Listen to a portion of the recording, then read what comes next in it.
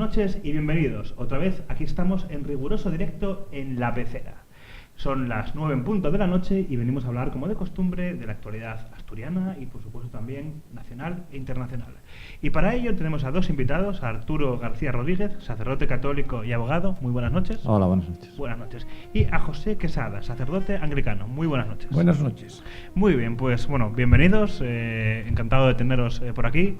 A José, bueno, ya por tercera vez, ¿no? ¿Tercera? Sí, tercera. Cuarta, ¿cómo pasa el tiempo? Y bueno, a Arturo por primera vez. Bueno, pues comenzamos con la actualidad, en este caso con una noticia del comercio bastante llamativa, ¿no? El titular es una cita de Rajoy. Rajoy, 2 puntos, y hablo comillas. Manteniendo las mismas políticas, España consolidará su recuperación. Y luego subtitulan.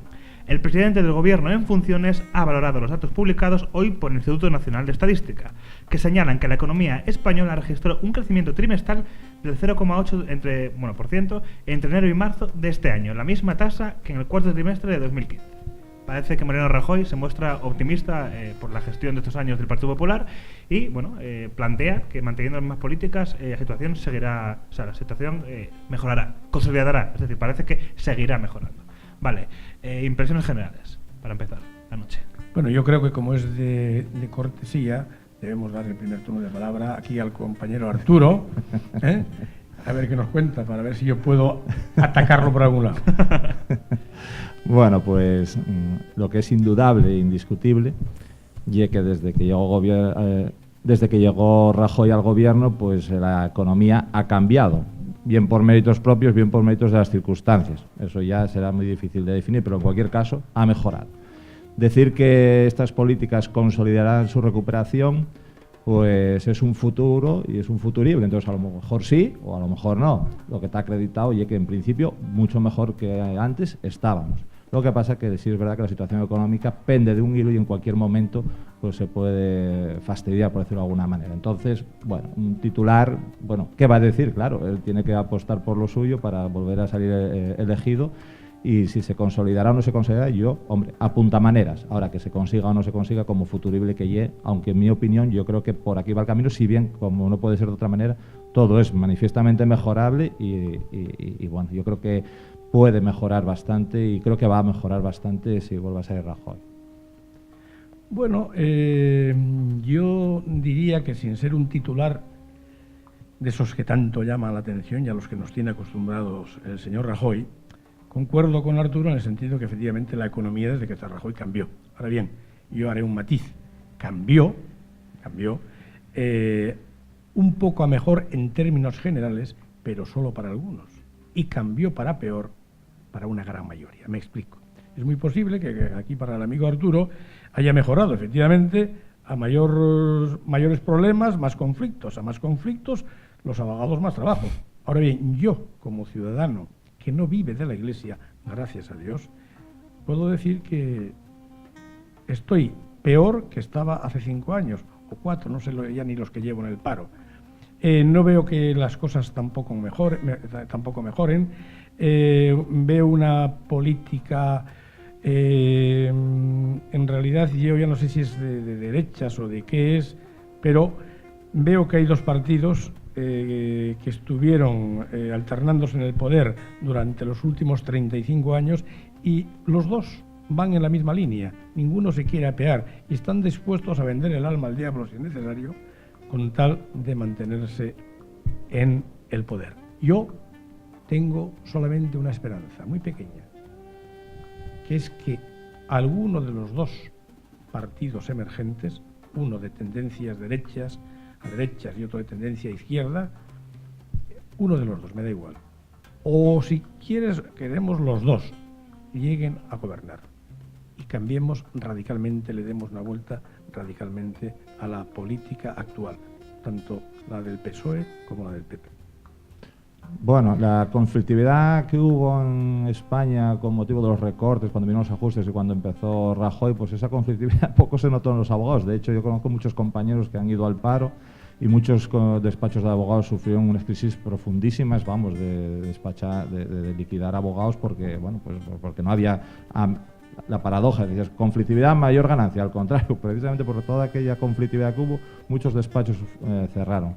Nosotros es verdad que ahora que vuelve a mejorar la economía, no oye tanto la conflictividad lo que hace que nosotros crezcamos, cuanto la gente ya puede disponer de dinero, vuelve a tener recursos para poder hacer las reclamaciones que siempre llevan un coste, y hasta ahora, pues claro, al no disponer de medios, pues no podían hacer las reclamaciones, que siempre hay reclamaciones. Entonces, bueno, lo que dices de los dos partidos emergentes, yo creo que eso es lo bueno, y creo que Rajoy en ese sentido va a cambiar y va a rectificar en no pocas cosas en virtud precisamente de la emergencia de estos partidos, porque les van a quitar el poder. Y estos partidos, dos políticos, hombre, yo no comparto casi nada con Podemos, comparto mucho más con Rivera. Yo creo que lo que han hecho es precisamente reaccionar y purificar precisamente las políticas que el PSOE y el PP han venido ejerciendo en general, pero en particular la política económica de Rajoy yo creo que la va a rectificar en virtud de la emergencia de Rivera. Bueno, yo en cierto modo cuando decía lo que a ti te podía beneficiar, lo decía un poco por romper moldes, evidentemente. Además, a ti si algo te puede beneficiar serían otro tipo de conflictos. Yo sé que tú eres canonista, eres un experto en derecho canónico, bueno. Con lo cual, claro, un experto en derecho canónico, con lo cual todo aquel que quiera la nulidad matrimonial aquí tiene un buen pilar en el que apoyarse.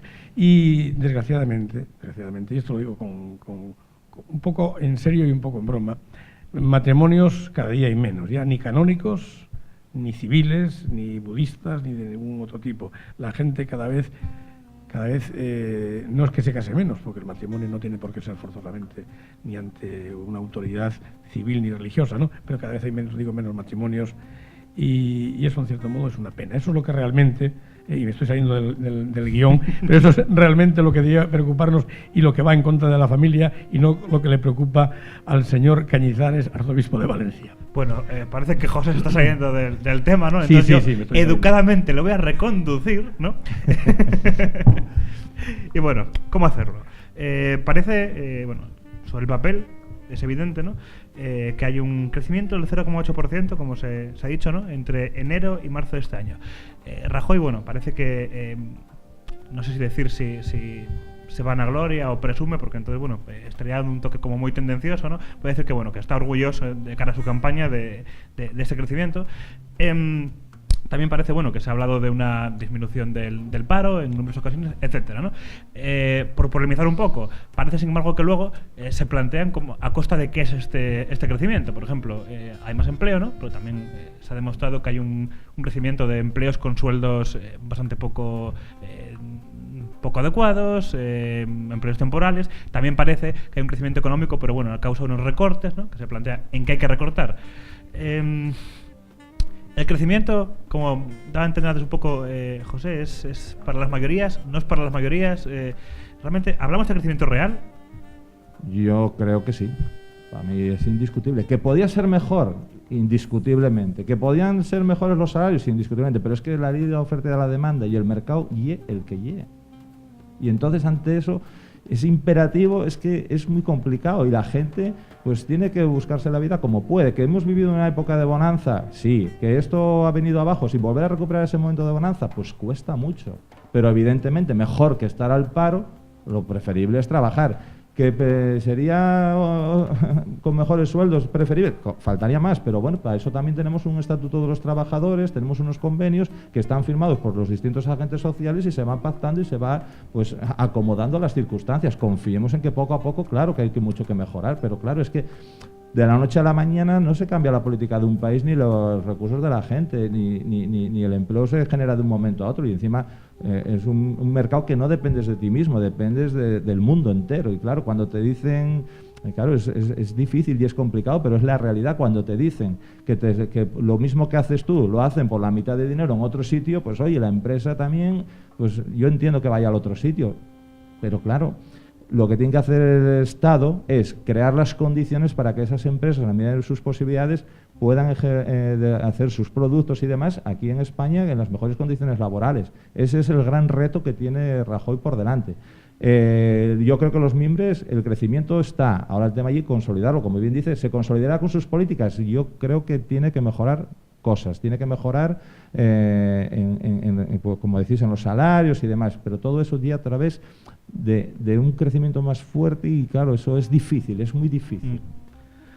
Bueno, yo ahí voy a discrepar un poquito contigo en el sentido en que mejor trabajar con el sueldo que sea, las horas que sean, que estar parado.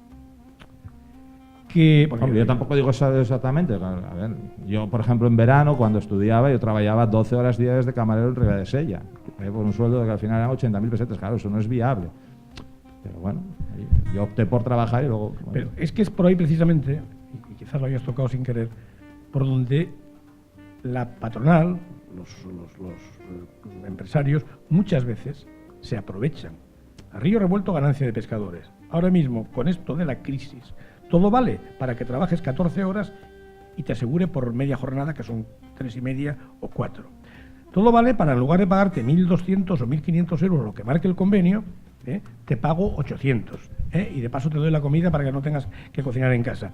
Cierto, también dice que hay unos agentes sociales, sindicatos y demás. Pero dime, ¿qué le queda al trabajador de a pie cuando está viendo que los propios sindicalistas se están vendiendo al poder? Lo estamos viendo y no vamos a citar nombres porque es de sobra conocido. Y no es el caso que estamos viendo aquí en Asturias. Hay cientos, yo no sé si atreverme a decir miles en el resto de España. Entonces, el trabajador está peor ahora que hace 20 años. Y yo fui trabajador por cuenta ajena solamente los últimos 10 o 15 años de mi vida laboral, que todavía me queda una en activo. Los anteriores trabajé siempre por mi cuenta. Con todo y con esto, vuelvo a decir que esto que acabas de mencionar es una excusa estupenda para que los patronos... Claro, pero ahí, por ejemplo, lo que dices tú, los agentes sociales, los sindicatos y demás, claro, no solo los sindicatos tienen que velar por los intereses de los trabajadores y hacerlo bien, pero lo que pasa es que la corrupción, pues ese es un tema, vamos, tremendo.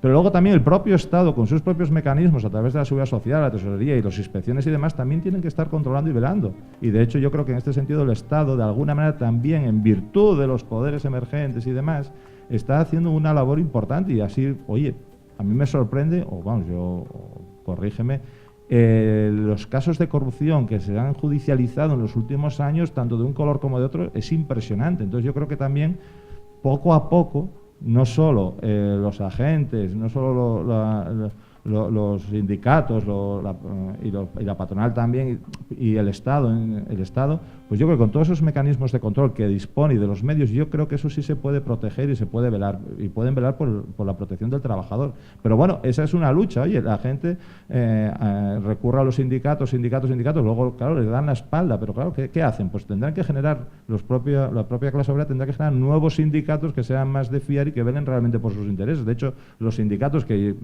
también sujeto a corrección, pero los que realmente funcionan, entre comillas, son los sindicatos que se generan por colectivos concretos, desentendiéndose de los sindicatos populares como son UGT y comisiones obreras. Entonces ahí está el tema, que los propios obreros, claro, es muy complicado, porque aquí al final cada uno se busca la vida como puede y demás.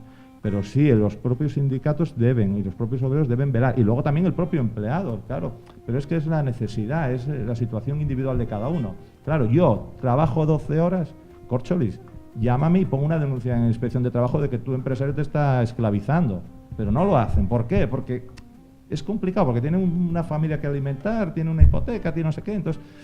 Es complicado. Entonces, la situación económica, lo importante, y en virtud de lo que estamos aquí comentando, es que, gracias a Dios, o quien sea, ha mejorado. No todo lo que deseamos, y que se puede mejorar.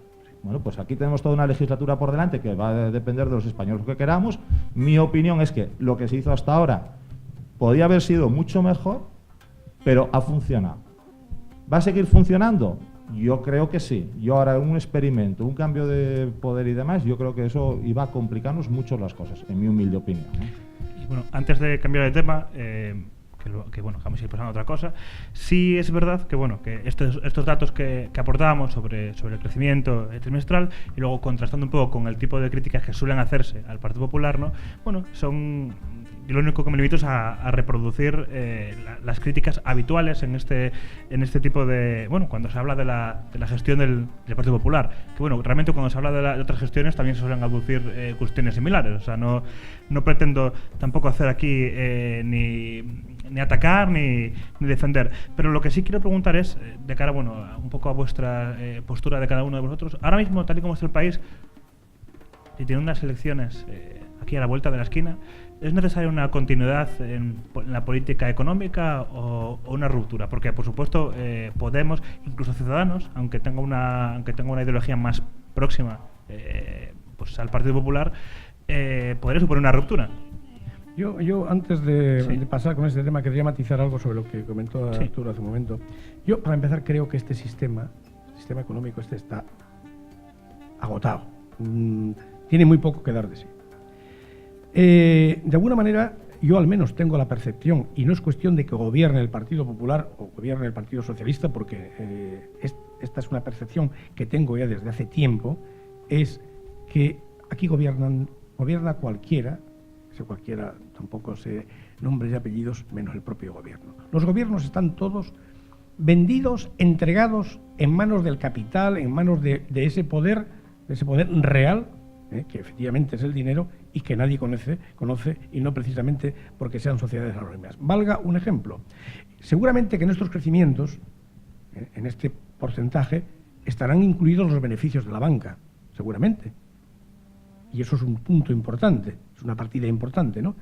Cuando la gran crisis, el Estado rescata a los bancos, creo que a casi todos, menos al Banco de Santander, creo a casi todos.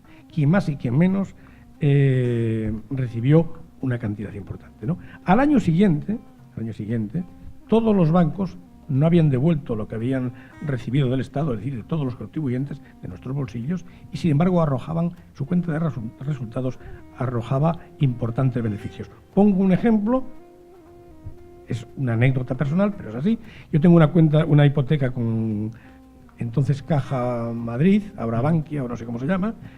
Si yo pagaba cada 3 meses en una cuenta de mantenimiento, que solamente tengo vinculada a la hipoteca, pagaba, vamos a poner por ejemplo, 12 euros cada 3 meses, ahora pago 30. Es decir, todos los servicios, los costes de los servicios los aumentaron sin encomendarse a nadie, sin por supuesto pedirse permiso si estabas de acuerdo o no.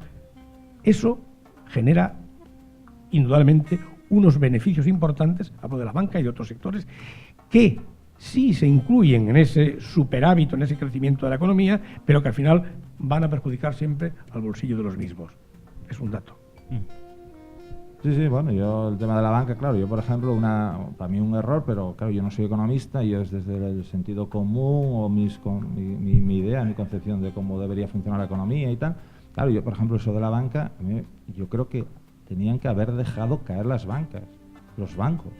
Si es una empresa como otra cualquiera, es que ¿por qué ayudan al banco? Claro, eso, yo los hubiera dejado caer. Oye, que sea lo que Dios quiera. Bueno, y luego evidentemente está claro que España está metida en el mercado económico de la Comunidad Europea y claro que está sometido y vendido, pero claro, el modelo está agotado, vale, correcto, pero oye, cachísima mar, Europa, ¿cómo está Europa? ¿Cómo vive Europa? Dime una alternativa económica que viva mejor que nosotros. Dime un sistema económico que sea mejor que el nuestro, donde vivan mejor que nosotros, donde haya las pensiones que tenemos, los servicios sociales que tenemos y demás, mejorables, porque uno de los grandes colectivos, las víctimas, para mí las víctimas, uno de los grandes colectivos víctimas de la crisis económica son precisamente, a mi juicio y sujeto a corrección, y aquí seguramente si los que me estén viendo tal, y los incapaces laborales. Es decir, los trabajadores que antiguamente, en época de bonanza, por cualquier lesión, entre comillas, se sacaba una incapacidad y ya tenías una pensión. Y ahora es muy complicado y es gente con unas vidas laborales de 30 años y 40, pero que están realmente enfermas, pero realmente por culpa de la circunstancia económica que no hay para poder pagar esas pensiones, esas jubilaciones, pues no se les está dando. Y ese es un gran colectivo víctima de la crisis económica, a mi juicio, es uno de los grandes colectivos. Yo creo que todo eso, esperemos que sea mejorable. Yo creo que es mejorable, pero que tiene que haber continuidad. Es que otro sistema, otra alternativa. Mejor. Pregunta, sí, es que creo... Yo aquí quiero apuntarle algo, es que está tanto la cosa pues se está poniendo interesante. Tú hablas de Europa, pero claro, es que la Europa del sur a la Europa del norte hay una diferencia considerable, pongamos por caso. Menos diferencia que entre Europa del sur y África o Latinoamérica o Asia. Mientras la reserva de oro de Alemania son de 8.000 y pico, creo que son de toneladas, 8.000 y pico millones de toneladas, no me hagáis mucho caso de los datos, ¿no? Creo que está el tercero a nivel mundial. Venezuela, curiosamente, está en el 10º lugar. No aparecen, de Europa solamente aparecen entre esos 10 primeros, digo Alemania, que está el segundo o el tercero, Italia y yo creo que son los Países Bajos. El resto de los países no aparecemos. Europa está bien, sí, hay casos peores, pero es que yo pienso que todos pretendemos caminar, es decir, avanzar, no retroceder. ¿Qué nos vamos a comparar ahora con los países del África profunda o de los países asiáticos donde trabajan por un dólar al día? Claro, es que yo creo que eso, de todas maneras, concuerdo contigo que efectivamente estamos mejor que otros muchos países, pero mal de muchos no deja de ser consuelo de bobos. Yo pienso que tenemos que seguir mirando hacia adelante. España es un país rico, y nos siguen inculcando el complejo de inferioridad, que no, señor, que España no tiene nada que envidiar al resto de Europa, nada, pero están dejando escapar a nuestros ingenieros, a nuestros técnicos, a nuestros investigadores, y estamos importando médicos de América Latina, por poner un ejemplo. No tengo nada en contra, pero ¿por qué dejamos escapar o expulsamos, para ser más claro, por nuestra falta de política adecuada para los jóvenes universitarios? ¿Por qué los dejamos o los echamos e importamos gente de fuera? Bueno, vale, sí. voy a cambiar de tema, pero pregunta y respuesta, por favor, muy breve. 2 líneas, 3, si es que es posible medir líneas hablando, pero bueno, ya me entendéis. Habéis hablado de la posibilidad de que el sistema no dé mucho más de sí. ¿A qué nos estamos refiriendo? ¿Al sistema en España? ¿Al sistema económico europeo? ¿Al sistema económico mundial? Como aclaración para los espectadores, vamos. Yo la economía de mercado libre. ¿A eso nos referíamos? Sí, la economía de mercado libre. Bueno, sí, yo también concuerdo en ese aspecto. Lo que pasa es que habría que cambiar el sistema tributario, posiblemente. El sistema tributario está... Sí, hombre, mejorable, claro que sí, pero bueno. Ahora, el de libre mercado, sin duda alguna. Claro, sí. Esa era la pregunta que estaba planteando. Si estábamos a favor del libre mercado. Sí, claro, la gente que tiene que funcionar por sí misma y invertir y tal. Y el Estado a dar seguridad, crear condiciones y a velar por la honestidad y por la seguridad jurídica y vamos, sota caballo y rey, entre comillas. La tutela no es conveniente. Ahora bien, un sistema tributario más... claro. Sí. Yo lo que tiene que mejorar Rajoy. Es una de que tanto que dijo que iba a bajar los impuestos y ahí nos engañó vilmente. Pero bueno, estamos de acuerdo. Yo que sé, hay que estar ahí también. Bueno, pues ahora dejamos a Rajoy un poco tranquilo y vamos con la Voz de Asturias, que da una noticia, con un calado bastante importante, considero, ¿no? Que titula así, tal vez un poco de sensacionalismo, no lo vamos a negar, ¿no? El cóctel mortal de Villabona. La verdad es que el titular es un tanto llamativo, ¿no? Pero bueno, el subtítulo: las autopsias de los fallecidos revelan fallecimientos por sobredosis, suicidios e infartos. Vale, bueno, empieza hablando de dos presos canarios, ¿no? Que fallecieron en noviembre, ¿no? Porque, según dice aquí, presuntamente ingirieron un cóctel de pastillas y drogas, ¿vale? Pero es que luego empiezan a dar muchos más datos de posibles suicidios, de otras sobredosis.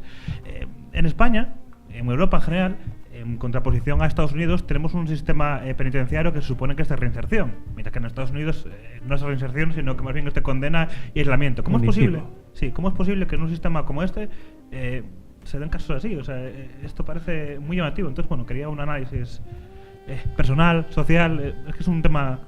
Bueno, yo tengo alguno allí. Es complicado. La cárcel, dentro de la cárcel es complicadísimo. Hay un problema de masificación. Son delincuentes, son gente delincuente. Controlar el acceso de drogas, hacen lo que pueden los funcionarios, pero siempre pasa. Y luego allí, con la libertad que tienen dentro de la cárcel, los propios presos pues hacen y deshacen, y pues que haya excesos y no haya excesos, pues que ocurra esto, a mí no me sorprende. En este caso, en Asturias concretamente, hay un tema de mucho calado, que es el tema de la UTE, de la unidad terapéutica, que está tanto en los periódicos y que se está intentando quitar, o se quitó, o ya no se potencia tanto, no sé exactamente el alcance de la misma. Y parece ser, también, todo lo hablo con mucha prudencia y desde la distancia, o por lo poco que de mis conocimientos, ha quedado acreditado que el sistema que estaba funcionando de reinserción en Villabona está acreditado que era el mejor sistema que había. Y entonces, no solo provocaba la reinserción de los presos, sino también tenía unas consecuencias, que había mucho mejor trato entre los presos, había más humanidad, había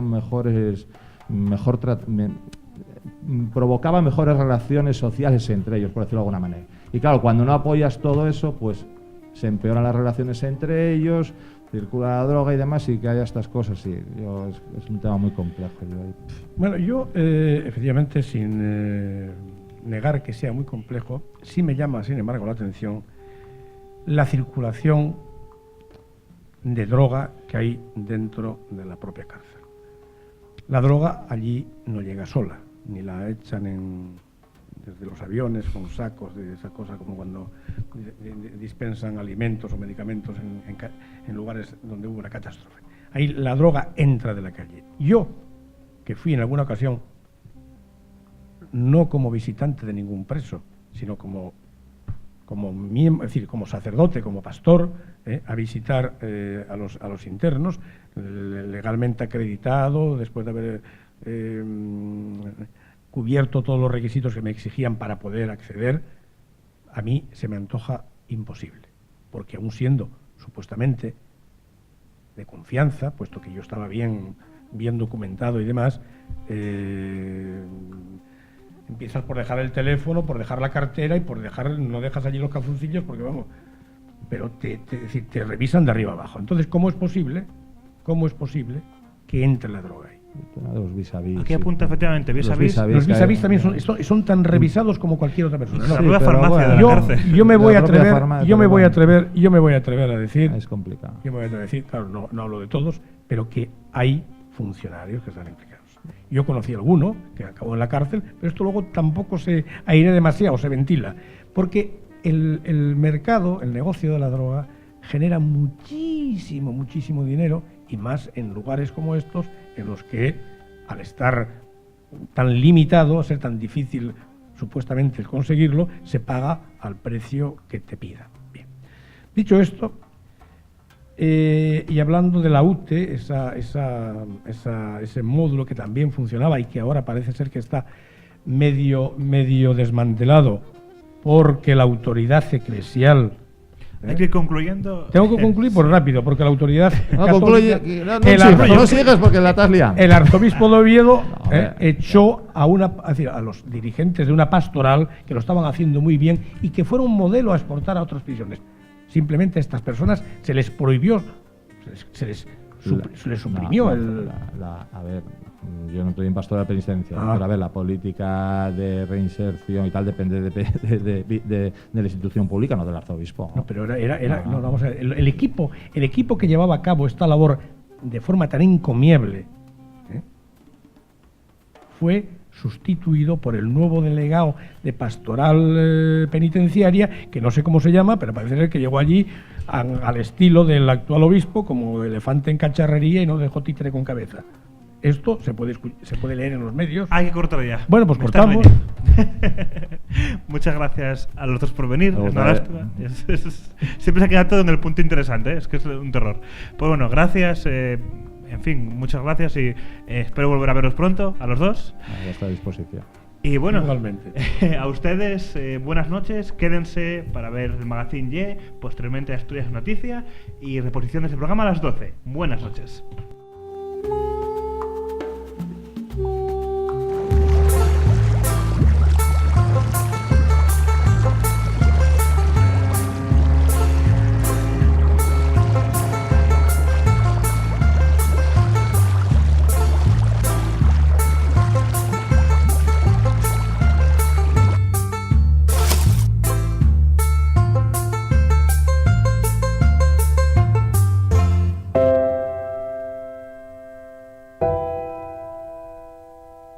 Chao.